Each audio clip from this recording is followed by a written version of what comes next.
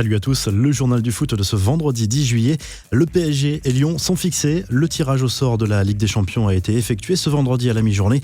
On connaît les quarts de finale ou quarts de finale potentiels ainsi que les éventuelles demi-finales possibles qui se joueront sur un seul match. Le PSG a été plutôt bien loti et affrontera l'Atalanta Bergame. Mais prudence tout de même, le club italien est en très grande forme et n'aura pas grand-chose à perdre. Le vainqueur du duel entre Manchester City et le Real Madrid défiera le vainqueur de la confrontation entre Lyon et la Juve. Le vainqueur de Barça-Naples affrontera le Bayern ou Chelsea. Enfin, l'Atlético Madrid sera opposé à Leipzig. Le PSG, en cas de qualification, affrontera le vainqueur de ce duel en demi-finale. La dernière sortie médiatique du potentiel repreneur de l'OM est largement commentée sur les réseaux sociaux, parfois moquée. Mohamed Ayachi Ajroudi a accordé une interview au Figaro et ses annonces font sensation. L'homme d'affaires franco-tunisien rêve d'attirer ouvertement une superstar de la trempe de Cristiano Ronaldo. J'aime le respect et la discipline, il incarne cela. Si j'en rêve à Marseille, tout est possible dans la vie. Il est généreux et donne beaucoup, il me fait vibrer, ce serait un rêve, a souligné l'homme d'affaires qui a également suggéré l'idée de faire venir Zinedine Zidane sur le banc. Le potentiel futur patron de l'OM ne se refuse rien, pas même le droit de rêver de remporter à nouveau la Ligue des Champions. André Villas-Boas a lui accordé une longue interview au journal L'Équipe dans laquelle il évoque l'actualité du club. Le coach de l'OM raconte notamment ce coup de fil de Frank McCourt qui a tout fait basculer alors qu'il envisageait clairement de quitter le club. C'est bien l'homme d'affaires américain qui a su trouver les mots pour le convaincre de rester. Le technicien olympien qui s'est également justifié sur son refus de prolonger son contrat. Ce n'était pas le bon moment, a poursuivi Villas-Boas qui n'exclut pas de revenir sur cette décision en fonction du déroulement de la saison prochaine. Dans cet entretien, André Villas-Boas a par ailleurs lâché quelques mots sur le mercato et confirme son intérêt pour le défenseur argentin Leonardo Balerdi. Les infos et rumeurs du mercato. Justement, Manchester United continue de rêver de Jadon Sancho qui reste la priorité, mais les dirigeants mancuniens pensent également au Français Ousmane Dembélé en vue du mercato estival. Selon le Mundo Deportivo, le Barça voudrait récupérer 80 millions d'euros.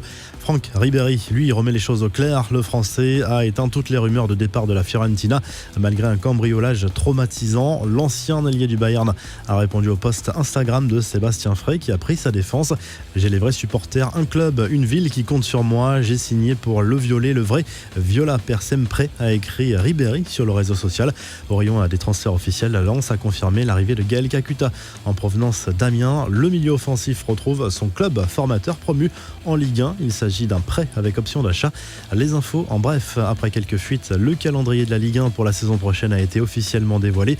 PSG-OM aura bien lieu dès la mi-septembre avec un retour début février au Vélodrome. Lyon-Marseille en octobre, le derby OL-ASSE en novembre au Groupama Stadium, puis fin janvier à Geoffroy Guichard, PSG-Lyon et Lyon-PSG à suivre en décembre puis en mars. Comme d'autres joueurs et dirigeants de MLS, Thierry Henry a posé un genou à terre pendant 8 minutes 46 jeudi soir lors du match de reprise de l'Impact de Montréal en hommage à George Floyd. Le coach français avait promis de faire un geste fort pour soutenir cet homme noir victime de violences policières et disparu tragiquement. Manchester United enchaîne les succès en ce moment en Première Ligue. Le club mancunien a battu Aston Villa 3-0 jeudi soir.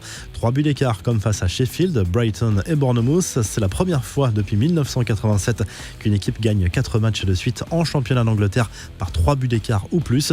Bruno Fernandes a encore été décisif en ouvrant le score sur penalty et en offrant le 3e but à Paul Pogba. De son côté, Tottenham a concédé le nul face à Bournemouth, mais ce match a surtout été marqué par la grosse blessure d'Adam Smith, victime d'un choc aérien. Le défenseur a été évacué sur civière. En plus de son charisme, Zlatan Ibrahimovic a un certain talent d'acteur et les publicitaires l'ont bien compris. L'attaquant de l'AC Milan joue désormais les ambassadeurs d'une nouvelle application dans le domaine du fitness en compagnie d'une journaliste de DAZN bien connue en Italie, Diletta Leotta. Enfin, Cristiano Ronaldo a toujours des abdos en béton et aime le faire savoir. Le joueur de la Juve a posté une photo de lui au soleil et torse nu pour faire admirer sa plastique.